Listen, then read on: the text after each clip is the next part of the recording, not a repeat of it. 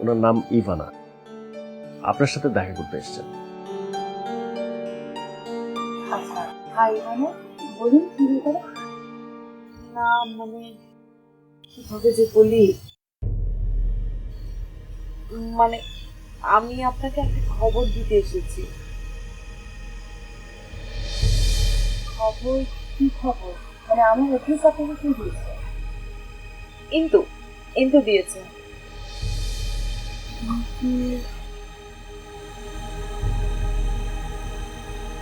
ইন্তু নামে কাউকে আমি চিনি বলে তো মনে করতে পারছি না। ইন্তুকে আপনার চেনার কথা না। আমি আসলে পাজল। আমি আপনাকে চিনি না, আপনাকে চিনি, তাকে চিনি, তাকে আমি চিনি না, বাট একমাত্র সন্তান, কেন যে ওকে আমেরিকা যেতে দিতে রাজি হয়েছিলাম। রাজি তো আর এমনি এমনি হয়নি, তখন রাজি হতে হয়েছিল। আর আমরা রাজি না হলেই বা কি হতো, ও এমনিতেই চলে যেত। সন্তান বড় হয়ে গেলে তাকে আগলে রাখার চেষ্টা করার কোনো মানে হয় না। জানি ঠিক কথাই বলছো তুমি, কিন্তু মনকে মানাতে পারি না। মনে হয় মীরা যদি সামনে এসে দাঁড়াতো,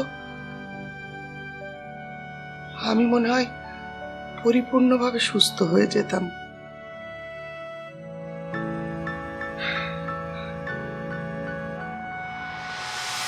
আপনার বাবা আপনাকে নাকি ফোনে পাচ্ছিল না, তাই জানাতেও পারছিল না। আপনার আম্মা একটু অসুস্থ। আম্মা? আম্মা অসুস্থ মানে কি হচ্ছে আমার? আমি তো আসলে খুব বেশি কিছু জানি না, কিন্তু বললো যে আপনার সাথে ফোনে যোগাযোগ করতে পারছে না।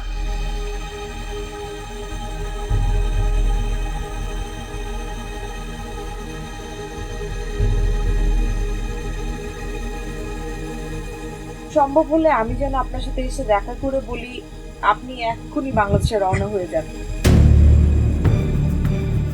আপনার আম্মা একটু ক্রিটিক্যাল অবস্থা।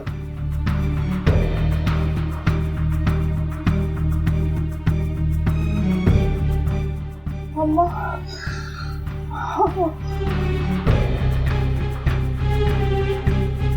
ম্যাম ম্যাম ম্যাম প্লিজ শান্ত হন। Kaushik, could you do me a favor please? আমাকে একটু নিয়ে যাবেন আপনি এক্ষুনি। অবশ্যই অবশ্যই নিয়ে যাব। আপনি প্লিজ আপনারা আমাকে একটু 5টা মিনিট দিন, আমি একটু রেডি হয়ে নিই। শিওর। আপনারা চাইলে ভেতরে এসে বসতে পারেন। না না, কিচ্ছু লাগবে না, আপনি রেডি হয়ে আসুন।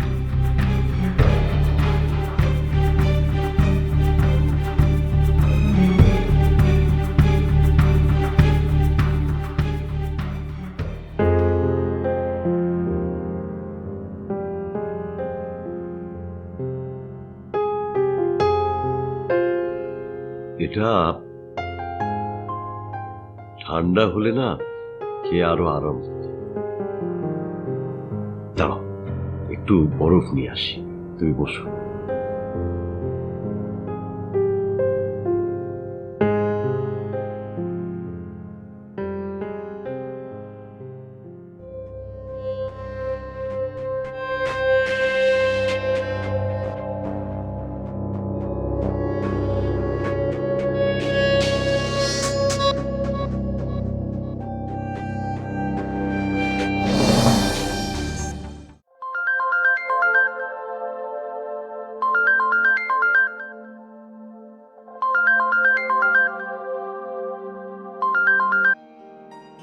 আঙ্কেল আসসালামু আলাইকুম। কিন্তু তুমি কি ব্যস্ত? না ব্যস্ত না। কি হয়েছে বলুন না আঙ্কেল? আন্টি ঠিক আছে তো?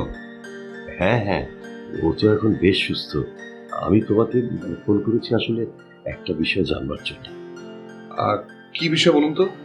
আচ্ছা, তুমি যে বলেছিলে তোমার এক পরিচিত লোকের মাধ্যমে মীরার সাথে যোগাযোগের ব্যবস্থা করবে, সে কি যোগাযোগ করতে পেরেছে? হ্যাঁ হ্যাঁ আমি তো বলেছিলাম, কিন্তু যোগাযোগ করতে পেরেছি কিনা আসলে